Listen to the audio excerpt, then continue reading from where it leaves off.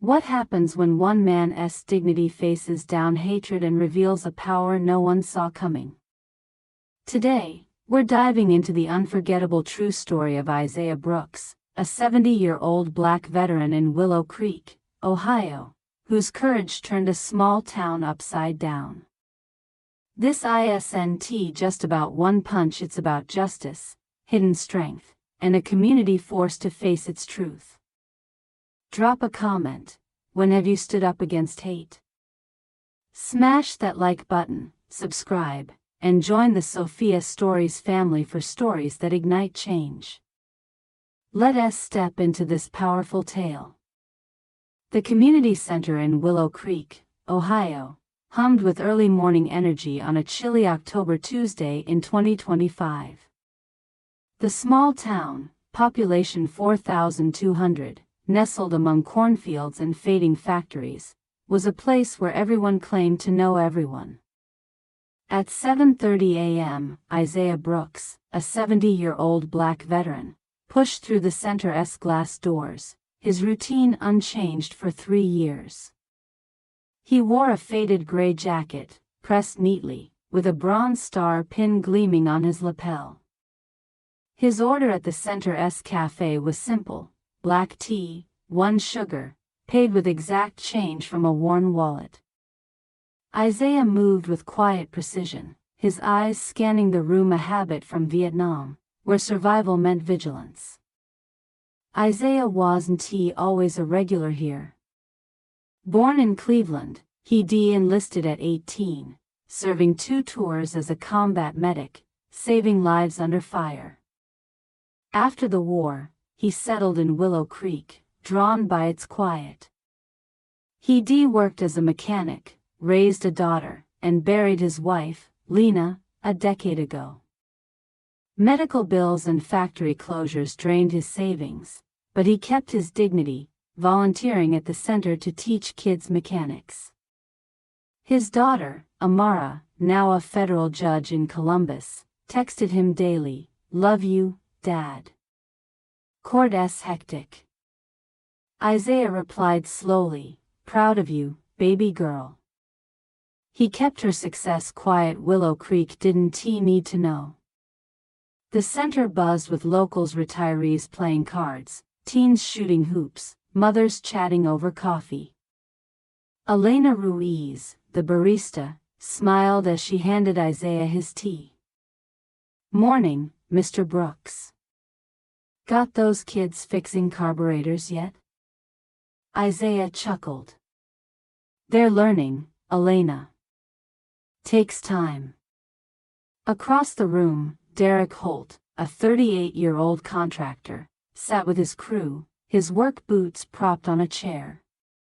His phone blared a podcast about keeping towns traditional, his scowl fixed on Isaiah.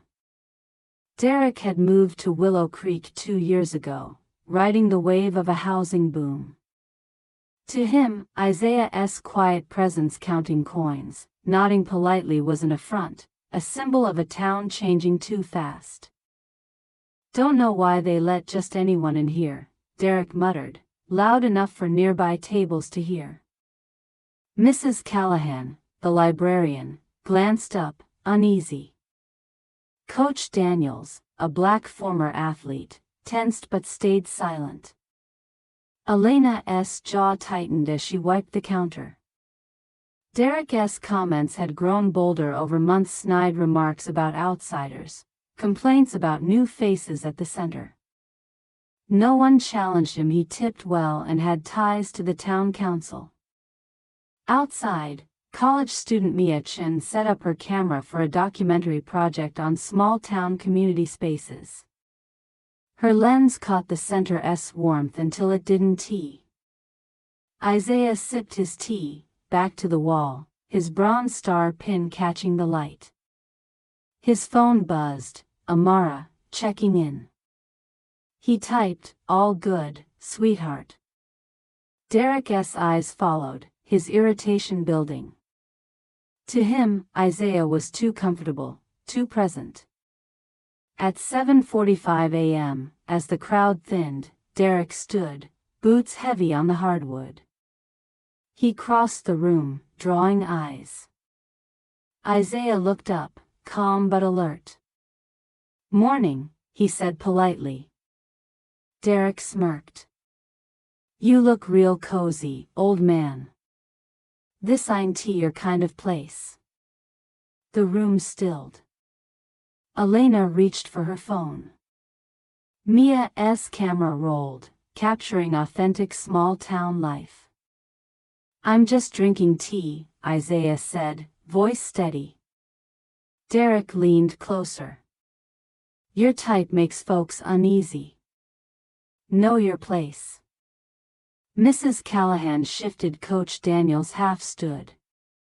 Isaiah reached for his wallet to leave, but Derek slammed the table, spilling tea.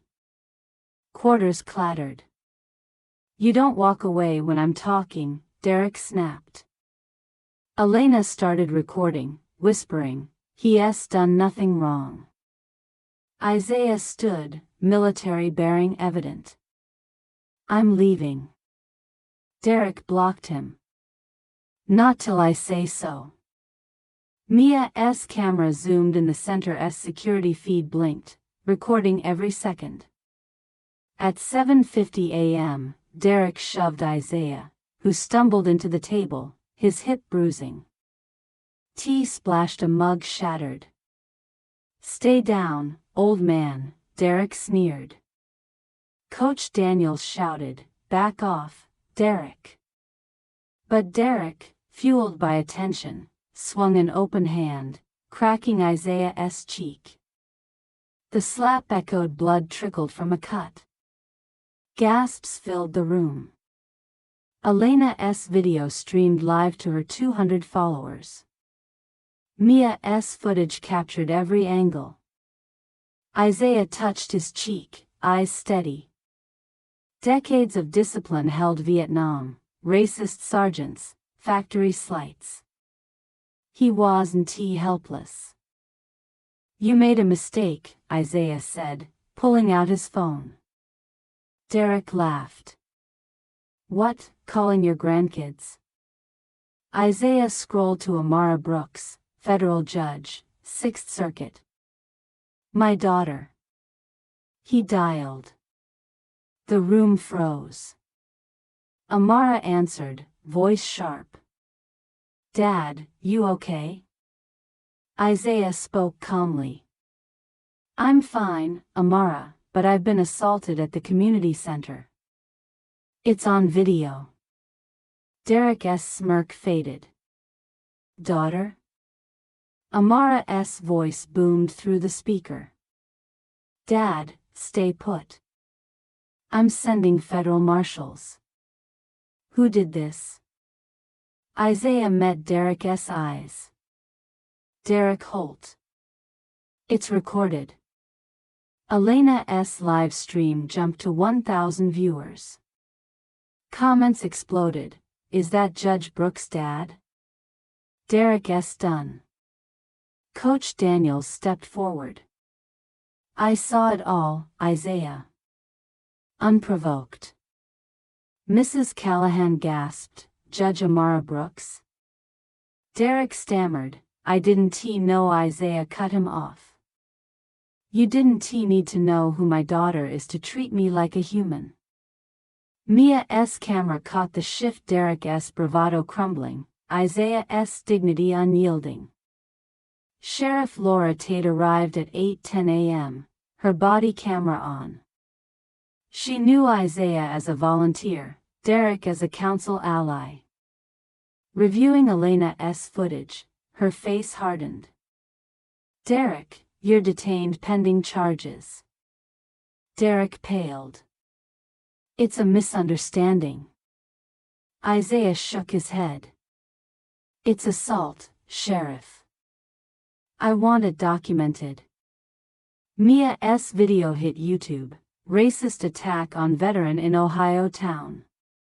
It reached 50,000 views by 9 a.m., #Willow Creek Justice trending. News vans rolled and Amara's marshals arrived by 10, securing the scene. The town split. The Willow Creek Unity Network, led by Elena, Coach Daniels, and Mrs. Callahan, demanded accountability. Social media buzzed with hashtag Justice for Isaiah. Veterans groups rallied. The NAACP called for a federal probe. Derek's allies, council members, developers spun it as a misunderstanding, claiming outside agitators exaggerated the incident. But the videos were undeniable. By noon, Mia's footage hit 200,000 views, shared by civil rights leaders. Amara issued a statement, "This isn't about my role. It's about my father's right to exist without fear." Federal investigators, led by Agent Marcus Reed, arrived by evening, uncovering a pattern. 14 incidents over 2 years. Minorities harassed at stores, parks, polling sites, dismissed as misunderstandings. Emails between council members revealed a Keep Willow Creek traditional campaign, targeting minority businesses with zoning violations. Derek's $6,000 donation to a council fund tied to discriminatory lending surfaced. His deleted tweets, recovered by a hacker ally of the Unity Network, bragged about keeping the town pure.